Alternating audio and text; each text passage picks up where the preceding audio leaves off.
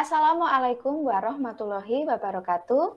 Perkenalkan kami JGP Angkatan 7 Kabupaten Malang, kelas 162. Pada sesi kucing kali ini, saya Inyong Lalang Wulan akan berperan sebagai pengamat. Bersama dua rekan saya. Saya Adista Pratama Putri akan berperan sebagai coach. Dan saya Hevi Mariana akan berperan sebagai Kuci. Demikian tadi perkenalan dari kami. Selamat menyaksikan.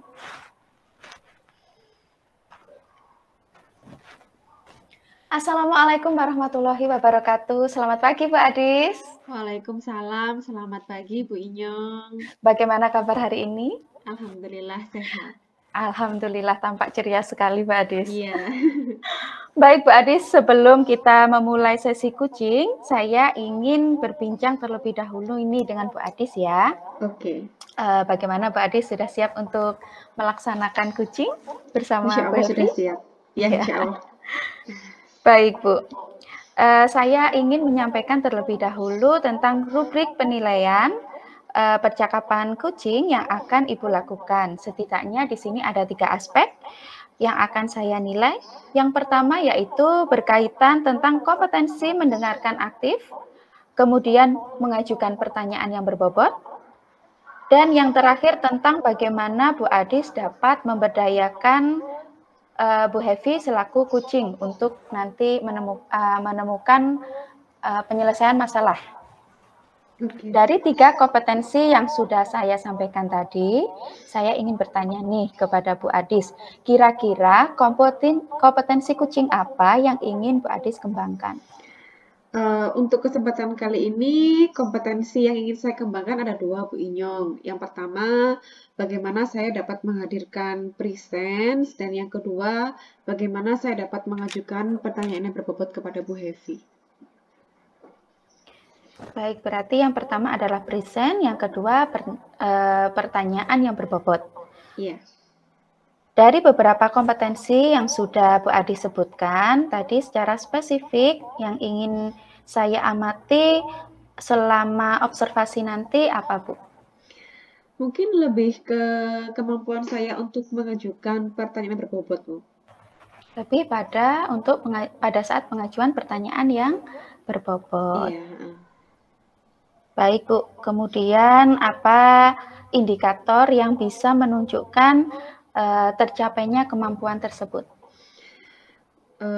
Kalau saya dikatakan mampu mengajukan pertanyaan yang berbobot itu, menurut saya yang pertama, saya mampu mengajukan pertanyaan yang bersifat memberdayakan, tidak ngejudge Bu Hevi. Kemudian saya juga bisa menangkap kata-kata kunci dari penyampaian yang Bu Hevi sampaikan, sehingga pertanyaan yang saya ajukan itu relevan gitu Bu dengan masalahnya Bu Hevi.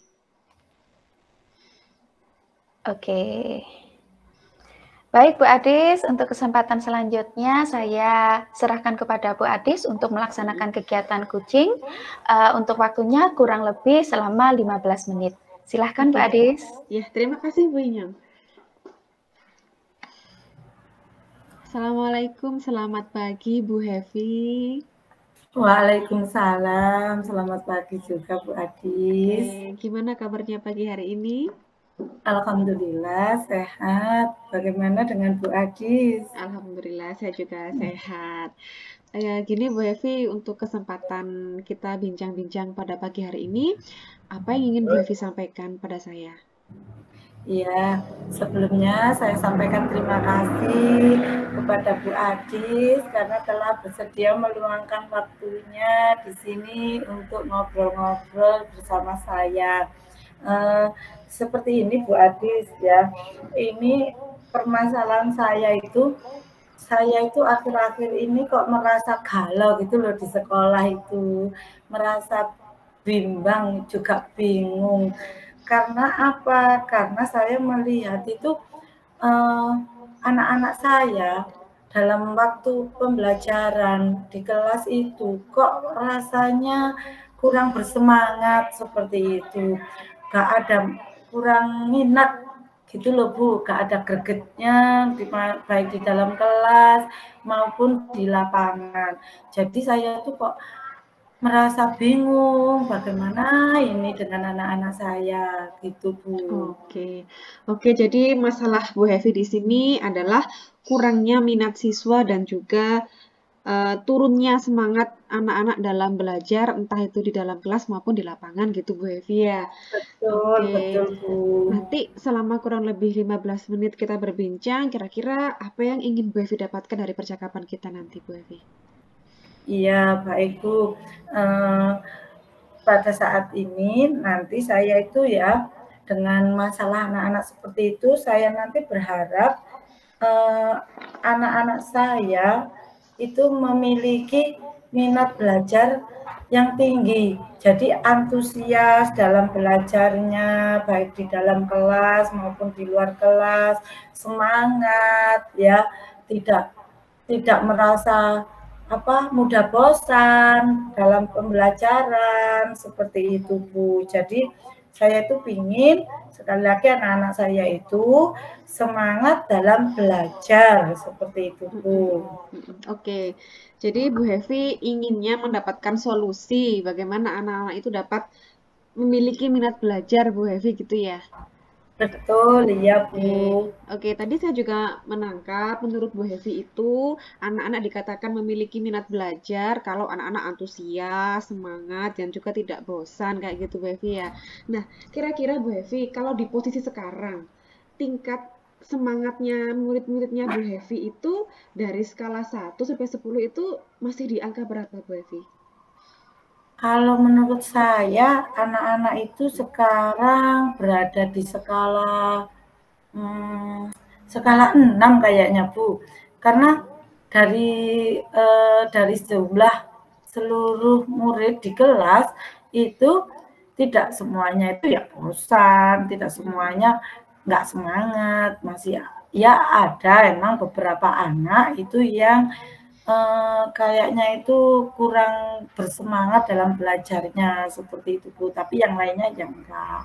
Karena saya lihat meskipun ada beberapa anak yang saya maksud yang enggak semangat itu ya Bu ya, yang gini, misalkan pada saat pembelajaran di dalam kelas saya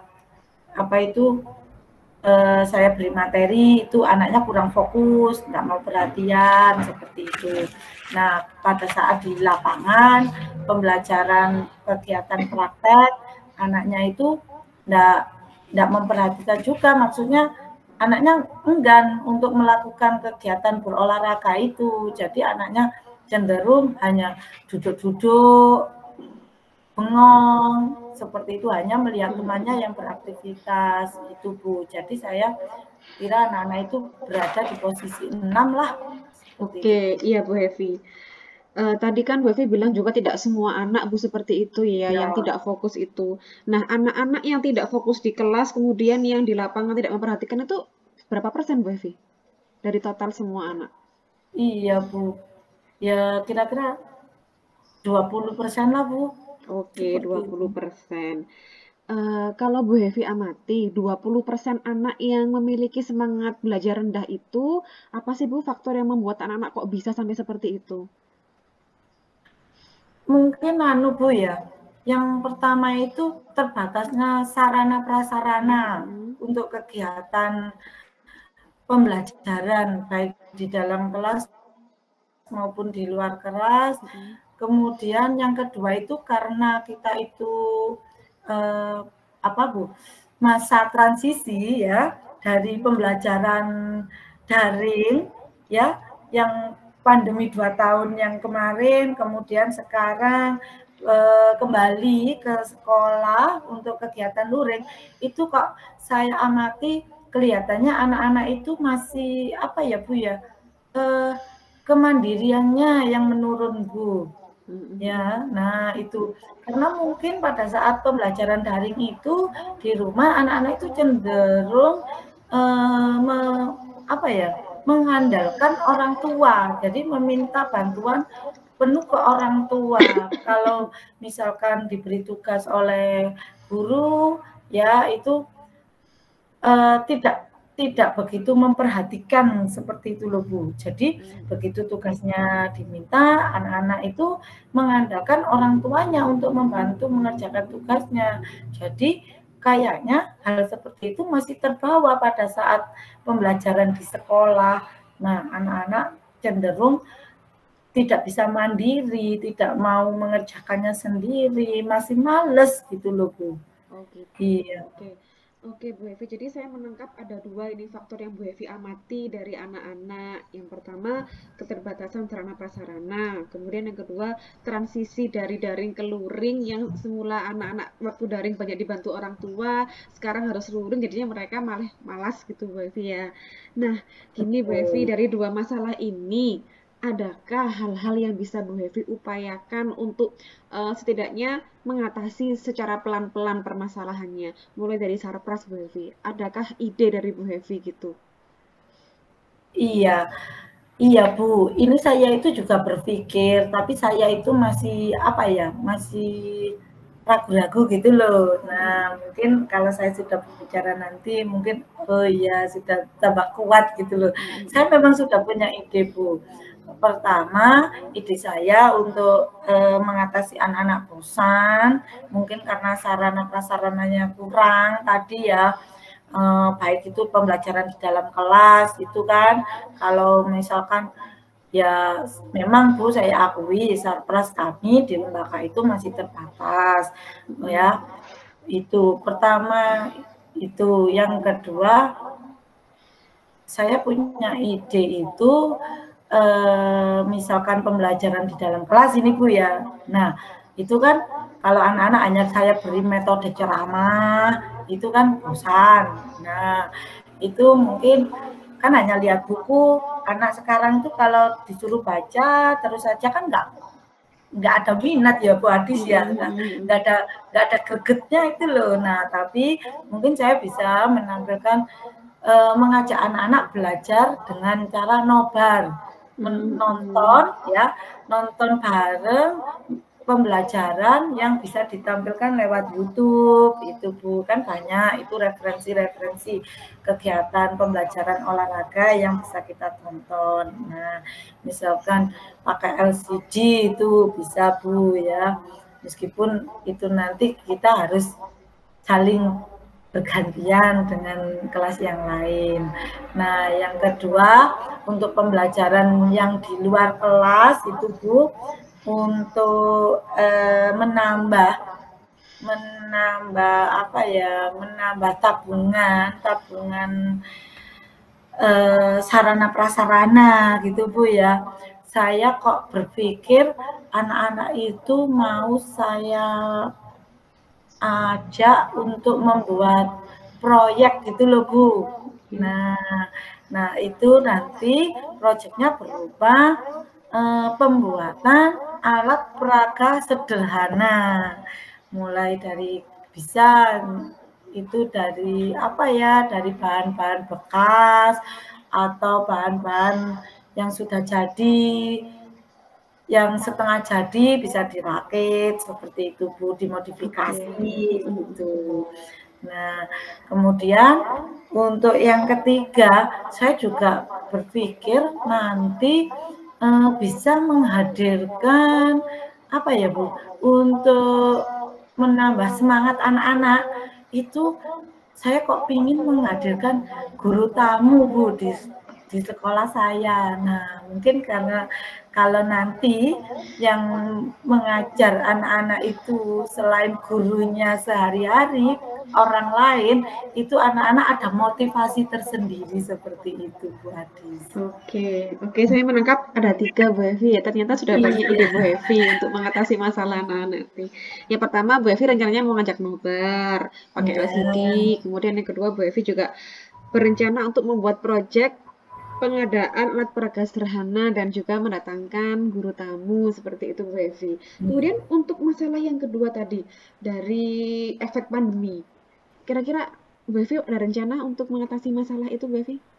Iya Bu, memang itu saya juga ada rencana juga. Nah, saya berpikir mungkin karena komunikasi saya yang kurang aktif dengan wali murid, itu juga juga pengaruh juga bagi pembelajaran anak-anak di kelas. Jadi saya akan menghadirkan atau mengajak komunikasi orang tua.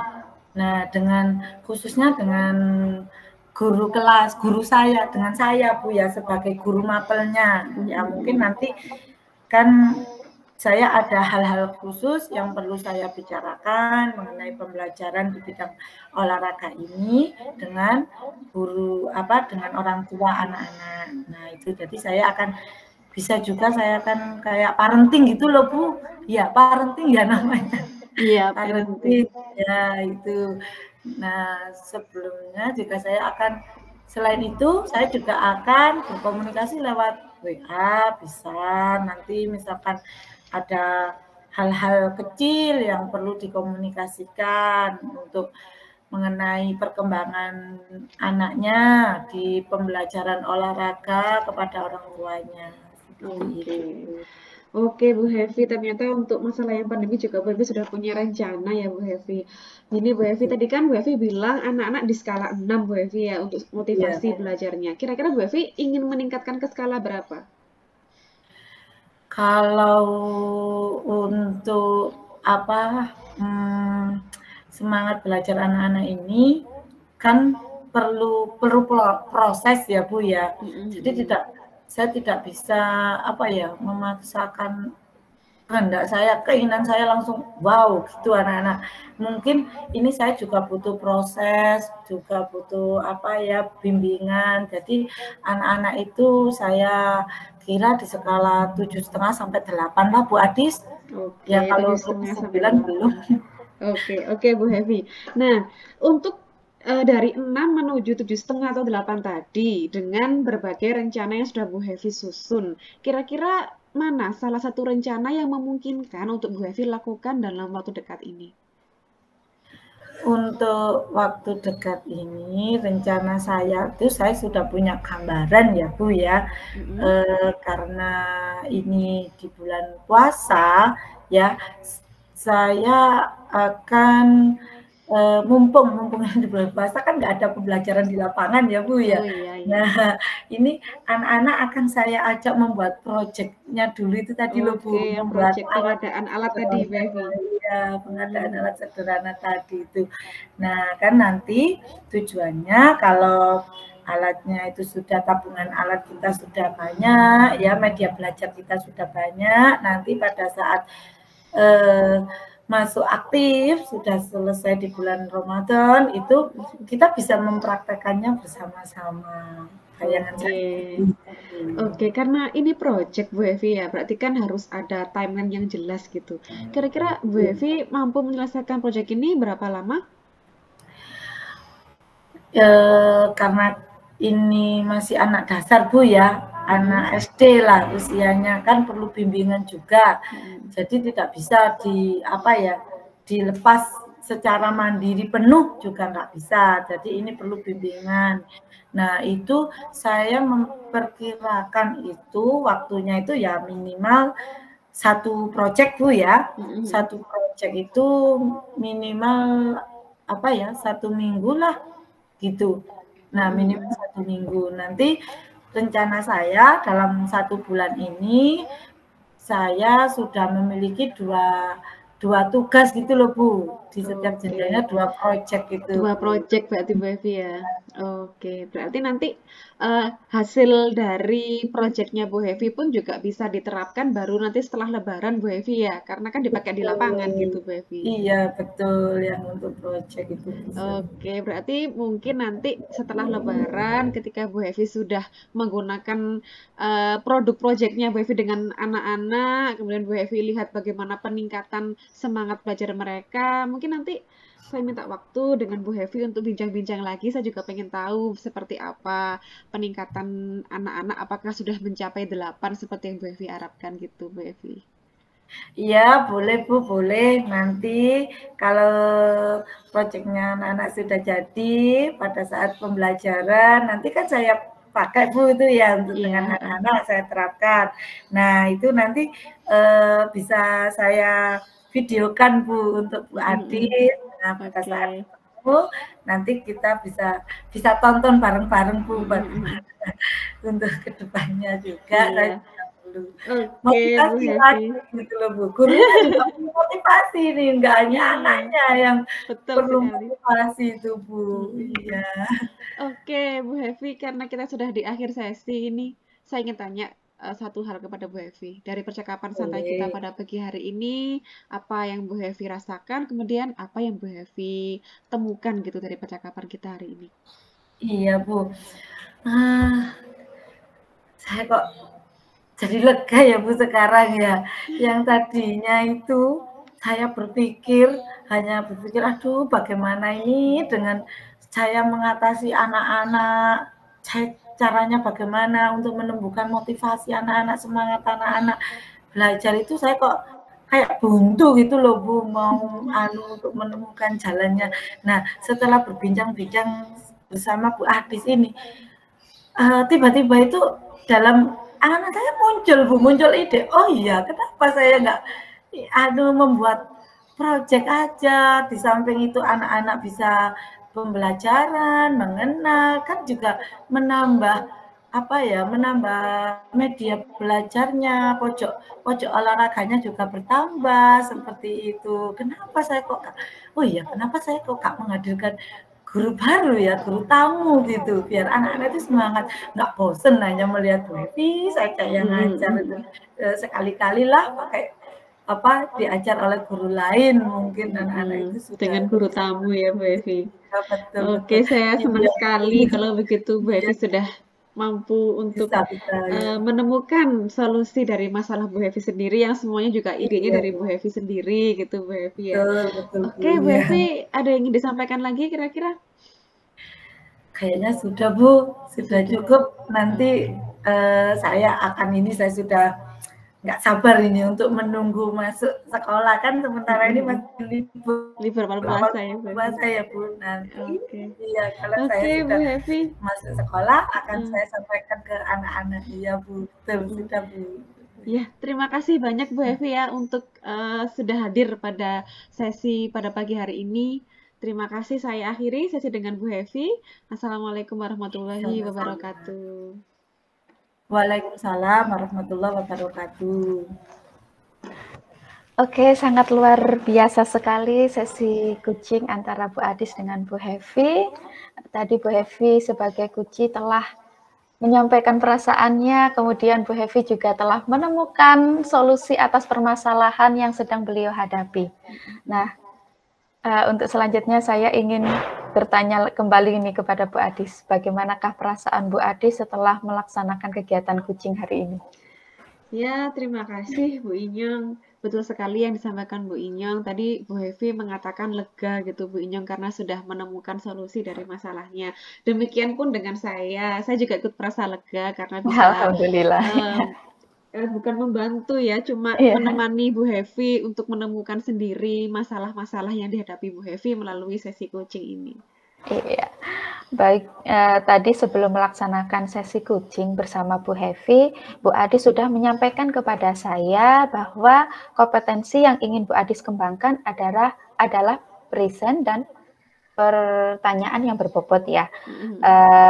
Kira-kira tadi itu apakah Bu Adis sudah menunjukkan indikator tersebut? Sepertinya sudah, alhamdulillah bisa saya katakan 80-85% lah saya mungkin menurut saya sudah mengajukan pertanyaan yang berbobot. Mengapa demikian? Tadi Bu Hevi juga sudah secara langsung menyampaikan Bu Inyong kesannya kepada saya. Ternyata pertanyaan yang saya ajukan itu memantik Bu Hevi untuk mengeluarkan ide-ide baru. Itu kan berarti salah satu indikator yang menunjukkan bahwa ternyata saya sudah mulai bisa untuk mengajukan pertanyaan yang berbobot. Ya, oke Pak Adis.